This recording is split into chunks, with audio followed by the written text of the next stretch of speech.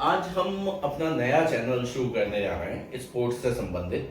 ठीक है, जिसमें हम खेल को लेके ही चर्चा करा करेंगे और खेल में सभी तरह के खेलों की चर्चा करेंगे जो चल रहे होंगे। तो आज से ये हम अपना नया चैनल स्टार्ट कर रहे हैं। आप हमारे चैनल को सब्सक्राइब करिएगा और हमारी फैमिली का मेंबर बनिए। आप इस चैनल की फैमिली का मेंबर है ना। और आज हम क्या चर्चा लेके आए हैं इसके बारे में वैभव जी आपको बताएंगे कि किस बारे में हम आज क्या चर्चा करनी है। फ्रेंड्स, ऐसा है कि आज की डेट में क्योंकि टेस्ट सीरीज चल रही है तो हम बात करेंगे एक ऐसे प्लेयर के बारे में जिसका टेस्ट में इस समय प्रदर्शन अच्छा नहीं हो रहा है, पर खिलाड़ी को हम किसी एक मैच के आधार पर नहीं जज कर सकते हैं। तो आज हम बात करने जा रहे हैं केएल राहुल के बारे में। हम यहाँ पे इस बारे में चर्चा करेंगे कि उनका कैरियर कैसा रहा, कैसा गेम उन्होंने टेस्ट में खेला, कैसे वनडे में खेला, आईपीएल में या T20 में खेला है, क्यों उनको टीम में सिलेक्ट किया गया है, क्या उनकी टीम को ज़रूरत है या नहीं है। तो अब हम इस पर चर्चा स्टार्ट करते हैं। तो जो चर्चा का विषय है सुमित जी, सोम जी, केएल राहुल की टीम को जरूरत है या नहीं है।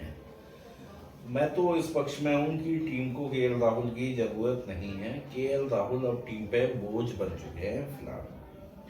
हालांकि हमारे कई दर्शक कहेंगे कि आप लोग क्या खेलते हो, आपकी फिटनेस क्या है।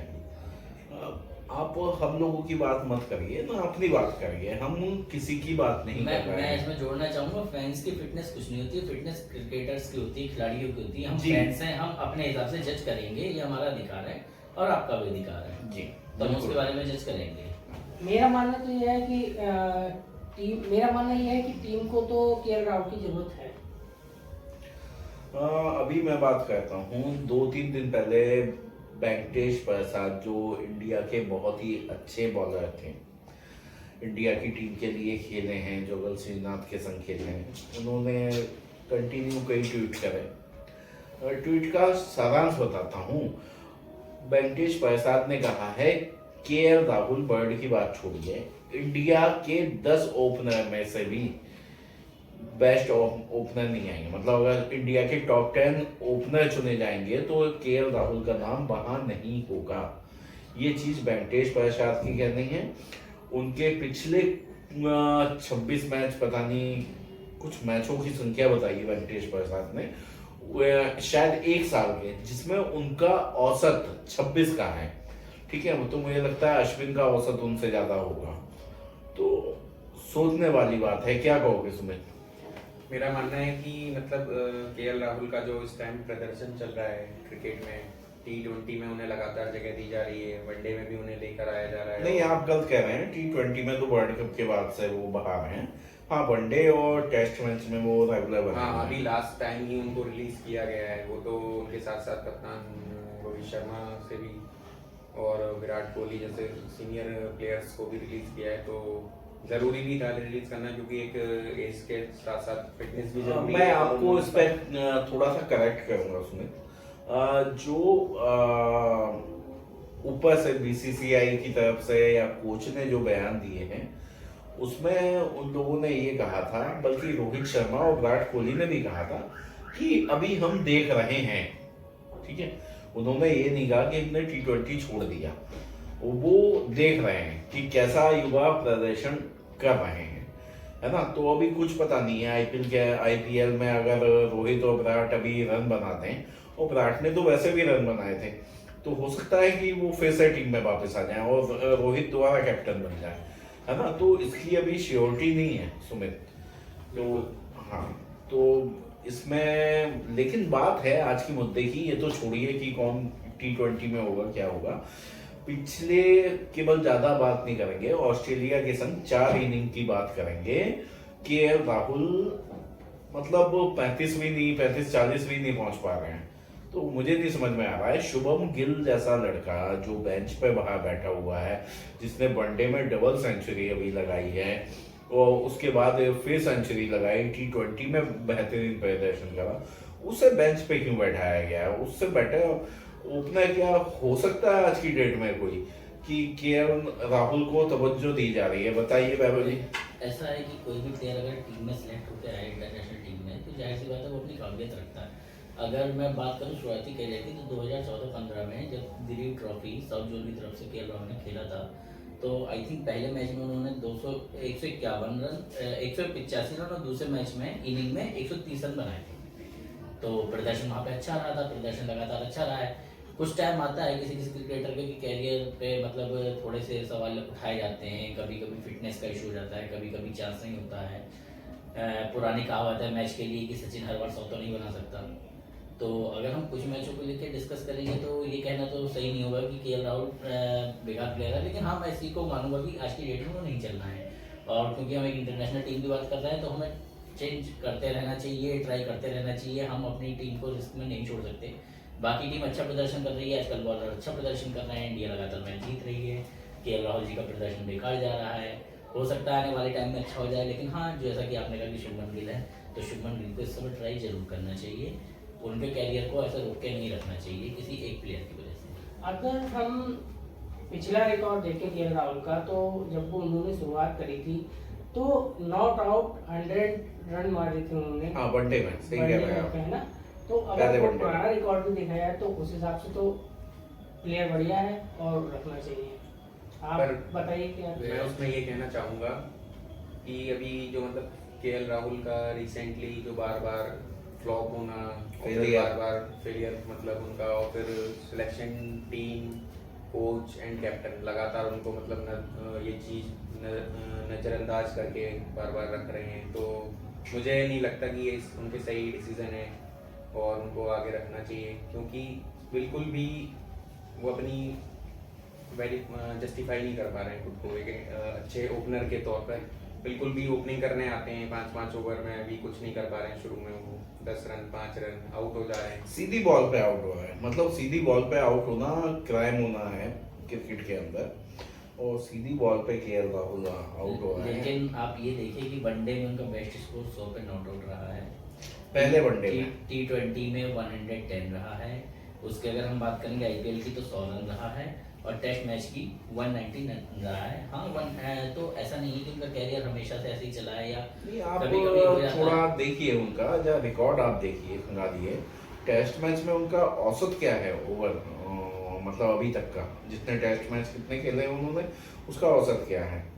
मेरे हिसाब से वही 25 से 26। नहीं 25-26 नहीं है, आई थिंक 34-37 होगा। जरा चेक करिए आप लोग अपने मोबाइल पे, तो जरा देख के बताइए सोम जी कितना औसत है टेस्ट मैच में केएल राहुल का, है ना? देखिए पहले साथ जब इन्होंने सबसे पहले टेस्ट मैच खेलना स्टार्ट किया था, टीम इंडिया का सिलेक्शन किया गया था, साथ में टेस्ट सीरीज में जाके इन्होंने 50 रन बनाए थे। ये बात ठीक है, लेकिन आप शायद एक चीज़ भूल रहे हैं, जिसके लिए मैं छोटा सा उदाहरण देना चाहूँगा कि अगर हम धोनी की आप लोगों ने सामने मूवी तो देखी है, कैरियर के बारे में सब जानते हैं कि धोनी भी स्टार्टिंग फेलियर हो रहे थे। अगर उन पे उस समय गांगुली ने विश्वास नहीं जताया होता तो शायद आज की डेट में हम धोनी को नहीं देखिए जान रहे होते। धोनी अलग केस है, धोनी के फेलियर स्टार्टिंग में थे, ठीक है ना। केएल राहुल के फेलियर पिछले 2 साल से हैं। दूसरी चीज मैं मानता हूँ केएल राहुल के पास बहुत अच्छी टेक्निक है, बहुत अच्छी बैटिंग करते थे वो, अभी तो नहीं कर रहे हैं, पहले बहुत अच्छी बैटिंग करते थे और अच्छे रिकॉर्ड हैं। लेकिन रिकॉर्ड अच्छे होने के लिए और आप अच्छी टेक्निक है, अगर आप नहीं कर पा रहे हो इंटरनेशनल में, आप अभी रणजी के मैच खेल सकते थे ना अपनी फॉर्म को लाने के लिए। आपको जब खेलना ही था जब इंटरनेशनल में, गिल ने कौन सी खता करी? गिल तो वनडे में आपका रन बना के आ रहा है, और घरेलू में भी इससे पहले बनाए हैं, हालांकि अभी नहीं खेल रहे हैं वो कोई घरेलू श्रृंखला, और उसके बाद T20 में भी रन बना रहे हैं।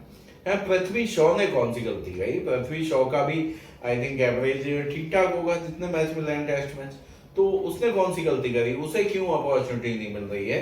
और एक चीज और देखनी है, हनुमा बिहारी जैसे प्लेयर को जिसने आपको ऑस्ट्रेलिया में जिताया, वो आज बाहर बैठा हुआ है।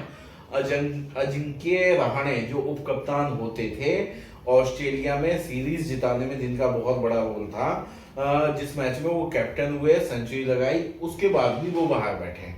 तो केएल राहुल में ऐसा क्या है, जब फेलियर है तो अभी आप बाहर बैठे हो, आपको अपनी बेस्ट 11 चुननी चाहिए ना। जब आपके ओपनर्स ही क्रीज पे नहीं रुकेंगे, रन नहीं बनाएंगे, तो मिडिल ऑर्डर तो वैसे ही ढेर हो जाएगा। मिडिल ऑर्डर क्या करेगा फिर? है ना, प्रेशर आ जाता है। अब नई बॉल एक होता है ना, विराट कोहली टेस्ट मैच में ओपनिंग क्यों नहीं करता है ना, या सूर्य कुमार यादव क्यों नहीं कर रहे हैं ओपनिंग, या कोई क्यों नहीं कर रहा है? रीजन, नई बॉल से जब मैच शुरू होता है तो हर एक प्लेयर उसके लिए कंफर्टेबल नहीं होता। ठीक है, आपके केएल राहुल और रोहित शर्मा हैं, लेकिन जब राहुल आ ही जाएंगे 5वें ओवर में आउट होके 2-3 रन बना के, तो फायदा क्या? नई बॉल तो कोहली को खेलनी पड़ेगी, क्या फायदा है उस चीज का? जब ओपनर्स अपना काम नहीं कर पाएंगे तो मेरे हिसाब से तो कुछ और ऑप्शन देखना चाहिए। कुछ दबाव और- वगैरह हो सकता है टीम का। और शुभमन गिल जैसे प्लेयर को जिसने आते ही अपना मतलब तीनों फॉर्मेट में अपना सेंचुरी लगाया है, तो उसको मेरे हिसाब से मौका देना चाहिए और उसके कैरियर को आगे खराब नहीं करना हाँ, आगे भी सोचना चाहिए। टेस्ट मैच में फिटनेस भी इम्पोर्टेंट है, तो वो नया लड़का है, यंग है। और पहला ऐसा प्लेयर है जिसने आते ही अपना मतलब 1 साल के अंदर तीनों फॉर्मेट में अपना सेंचुरी लगाया है और कंटिन्यू फॉर्म में भी है अभी तक। देखिए, मैं ये कहना चाहूँगा कि ठीक है, मैं इस बात को मानता हूँ, मैंने शुरुआत में कहा था कि दूसरे प्लेयर्स को मौका देना चाहिए, किसी एक के चक्कर में दूसरे के कैरियर पे नहीं आना चाहिए। बट अगर हम बात करेंगे यहाँ पे कि वो थोड़ा स्लो खेल रहे हैं, आजकल रेट में रेट कम बना रहे हैं, तो मैं आप लोगों को याद दिला देना चाह रहा हूँ, वो वनडे नहीं खेलना, सिर्फ टेस्ट मैच खेलना है। टेस्ट मैच में टीम को जोड़ के और मजबूती के संग चल के जरूरत होती है। अरे हम अब यही एक तो कह player रहे हैं, खेल रहा है, मजबूती अगर तो वो चले। मुश्किल से 25-30 रन पर पहुंच रहा है, अपनी बॉलों को रोक के, और उसके बाद आउट हो जा रहा है, तो ठीक है, मैं मानता हूँ, लेकिन ऐसा नहीं है कि मैं उस प्लेयर को एकदम से खराब कर देखिए, अगर आप T20 में 30 रन बनाते हैं तो ठीक है, आप वनडे में 55-60 रन बनाते हैं तो ठीक है, लेकिन टेस्ट मैच में आपको जज नहीं करते हैं कि आप बैट्समैन हैं, ओपनर हैं, और बैक टू बैक आप 20 रन 25 रन 30 रन बना के 5 रन बना के आउट होके आ रहे हैं, कहीं से जज नहीं करते हैं। तो आपको बनानी पड़ेगी, सेंचुरी बनानी पड़ेगी, हाफ सेंचुरी बनानी पड़ेगी, रुक के खेलना पड़ेगा।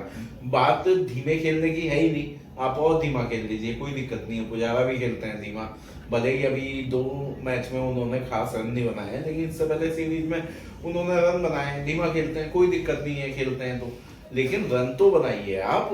धीमा खेलने के बाद आप बॉल भी लेके जा रहे हैं, खड़े भी हैं, और ऊपर से प्रेशर देके जा रहे हैं टीम के ऊपर, ये तो गलत है ना।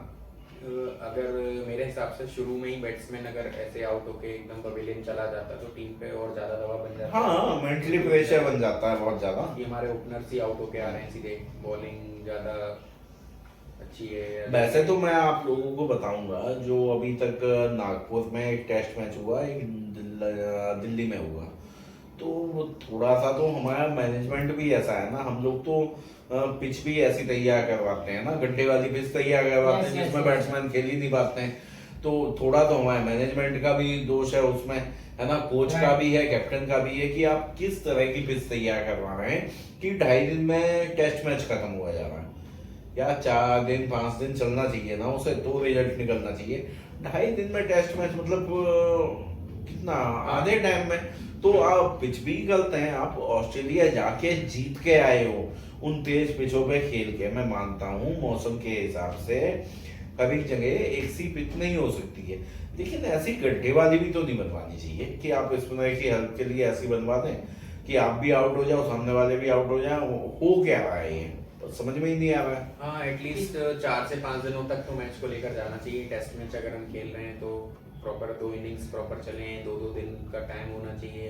ये हो रहा है कि एक दिन में शुरू हो रहा है, एक ही दिन में दोनों टीम अपनी पहली इनिंग्स खत्म कर दे रही है, दूसरे दिन तीसरे दिन तक मैच आ ही नहीं रहा है, दूसरे दिन में खत्म हो जा रहा है।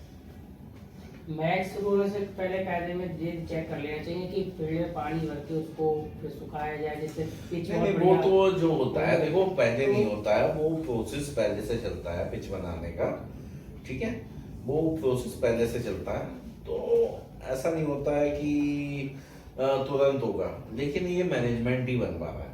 लेकिन फिलहाल जो मुद्दा ये था कि केएल राहुल की परफॉर्मेंस, तो मैं तो यही कहता हूँ कि अगले 2 टेस्ट मैच में केएल राहुल को प्लेइंग 11 में नहीं रखना चाहिए, बाहर बैठाना चाहिए, गिल को लेके आना चाहिए, गिल और रोहित ओपनिंग करें, और केएल राहुल को मेरे हिसाब से घरेलू मैच खेलने चाहिए, और उनका टीम में सिलेक्शन जब ही होना चाहिए। मैं तो इस वाली बात के संग अपनी मतलब आज के इस चर्चा में अपना वार्ता खत्म कर रहा हूँ।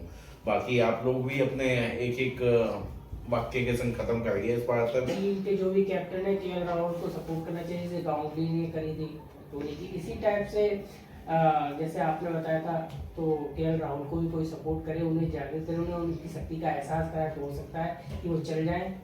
एक्चुअल में इतने दिन से जैसा कि आप देख ही रहे हैं कि बिना मैनेजमेंट के और सपोर्ट के कोई प्लेयर इंटरनेशनल टीम में रह ही नहीं सकता। ये तो सभी को पता है कि किसी ना कहीं से सपोर्ट है, जो कि अभी तक वो बिना परफॉर्मेंस के टीम में भी बने हुए हैं। वरना कुछ प्लेयर ऐसे भी हैं जहां एक मैच खेला, 2 मैच खेला, उन्हें सीधे जज कर दिया। शुरू में ऋषभ पंत को या फिर ईशान किशन ने अपना डबल सेंचुरी लगाया, उसके बाद उन्हें भी मतलब बाहर बैठना पड़ा। तो उनके संग ऐसा नहीं है, सपोर्ट नहीं है, सपोर्ट अभी भी बना हुआ है और बना ही है अभी, और 2 टेस्ट मैच वो खेलेंगे। वैभव आप अपनी बात खत्म करिए। आखिर में मैं यही कहना चाहूँगा कि क्योंकि हम डिस्कस कर लेते हैं केएल राहुल के बारे में कि उन्हें टीम में रखना चाहिए नहीं रखना चाहिए, तो मैं कहना चाहूँगा कि हम किसी प्लेयर्स पे उंगली नहीं उठा रहे हैं। ठीक है, उसे मौका मिलना चाहिए, लेकिन हाँ आने वाली स्थिति को देखते हुए, क्योंकि हमें वर्ल्ड कप जीतना है, हम फैंस हैं, हमको बहुत अपनी टीम से उम्मीद है, तो इस समय जितने प्रयोग कर सकते हैं। जैसे कि राहुल जी ने कहा था कि गिल को खिलाना चाहिए, ले सकते हैं 11 प्लेयर्स के अंदर ट्राई कर सकते हैं, जो प्लेयर अच्छा हो। एक चीज मैं पहले खत्म कर दिया था, लेकिन एक चीज बता दूं, ये जो सीरीज है ना, ये जो टेस्ट वर्ल्ड कप विश्व चैंपियनशिप है, उसके फाइनल में पहुंचने का इंडिया का रास्ता था। तो लगभग रास्ता तो तय हो गया 2 मैच जीत के, है ना, और दूसरा एक और जीत जाएगी सीरीज। अगर 2 में से 1 जीतती है तो डेफिनेटली इंडिया फाइनल खेलेगी, है ना। लेकिन आगे क्या करना है तो उसके लिए सोचना पड़ेगा टीम को। तो आज की चर्चा बस यही खत्म करते हैं, मिलते हैं हम फिर आपके संग आगे। नमस्कार। नमस्कार।